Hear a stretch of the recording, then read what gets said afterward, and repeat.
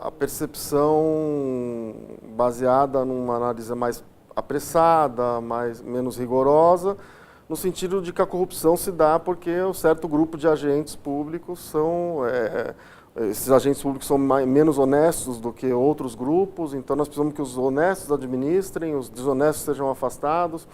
Isso é quase que uma fábula e a gente é levado a acreditar nela por uma imprensa que é muito peculiar. É uma imprensa que não tem nenhum tipo de regulação e que não tem nenhum sistema que estabeleça qualquer contraponto. Ela é puramente empresarial. E ela tem os interesses dela, obviamente. E isso não é uma coisa que eu disse, como eu disse, não é uma coisa que alguém se reúne numa sala, como é que nós vamos manipular um povo, não é assim.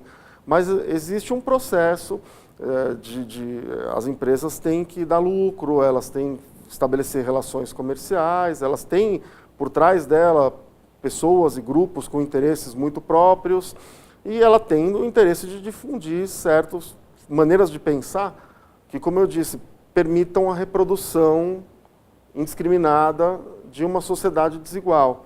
E, inclusive muitas vezes a gente cai na tentação de se sentir com uma importância muito maior do que a gente tem, na verdade, porque essa imprensa percebe que, em muitos momentos, membros de órgãos de controle gostam de se sentir naquele papel de herói que eu falei.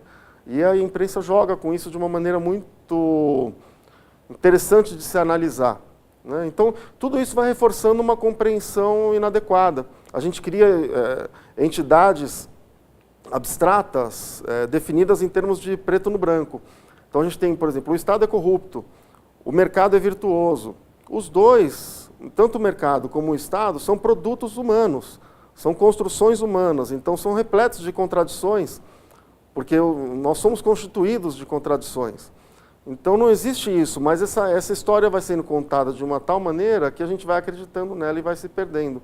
Então, o que a gente não pode deixar de ter em mente é que a gente está tentando, a gente não teve, como aconteceu na Europa, por exemplo, acordos entre a elite econômica, a elite política, o sistema de justiça, as universidades, no sentido de construção de um estado de bem-estar social. A gente não tem essa história, a gente tem uma história diferente. E nessa nossa história, fortemente marcada pela escravidão, por sistemas de segregação, de discriminação, de reprodução de desigualdade, de injustiça, a gente tem uma elite econômica que domina todas as outras. Seja por uma questão de força, de conseguir comprar o poder, como a gente está vendo hoje. Acho que hoje a gente está tendo a oportunidade de ver como é que funciona o sistema político brasileiro, seja pela concessão de pequenos privilégios que vão trazendo, a gente sem pensar, esse é o risco da gente não pensar. A gente vai acabando contribuindo para a reprodução de situações que não nos interessam. Então a gente tem que ter esse cuidado. O nosso trabalho, como promotores de justiça, procuradores de justiça, procuradores da República, procuradores do trabalho, o trabalho do Ministério Público é um trabalho de construir aquela sociedade que está projetada. A gente, depois de passar por um período histórico muito difícil, da ditadura militar, a gente resolveu estabelecer um pacto social no sentido de construção da democracia. Finalmente, nós resolvemos enfrentar esse problema de uma sociedade que se baseia nas desigualdades. A gente resolveu construir a democracia. A gente pôs no papel, está lá escrito na Constituição de 88, há 30 anos quase, mas a gente não consegue avançar na concretização disso, porque a gente está preso aos mitos, ao senso comum, às verdades prontas, fáceis de prateleira, e a gente tem que romper com isso. A gente precisa refletir melhor para achar caminhos de atuação na área da improbidade administrativa e da corrupção que não nos deixem com essa sensação de enxugar gelo, porque realmente essa só é uma maneira de dizer que a nossa atuação não está sendo efetiva, não está tendo resultado concreto. Nós podemos conseguir, eu mesmo consegui já inúmeras condenações de políticos e de empresários por improbidade administrativa, mas eu não sei dizer, sendo muito franco, eu não sei dizer se isso teve alguma repercussão, alguma consequência concreta na redução, no sentido de reduzir a incidência da corrupção.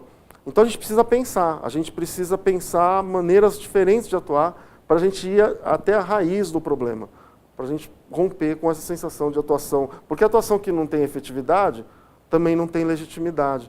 Não é à toa que a última pesquisa que saiu sobre a impressão do povo sobre as instituições, nessa pesquisa a gente teve uma queda considerável. O Ministério Público, que sempre foi uma instituição muito respeitada, uma instituição em que se confia muito, a gente tem perdido isso. Então a gente precisa parar para pensar, tentar entender por que a gente está perdendo a nossa legitimidade, porque a gente precisa recuperá-la.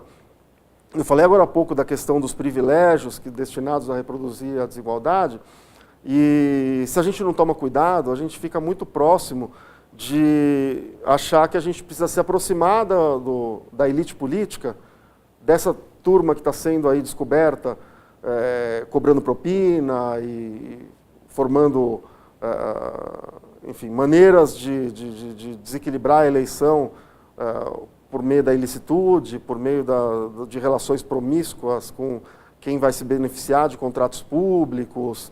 A gente tem essa realidade e a gente corre o risco de achar que a gente precisa se aproximar da elite política, porque a gente precisa, embora o Ministério Público tenha autonomia, a gente precisa discutir o orçamento com eles.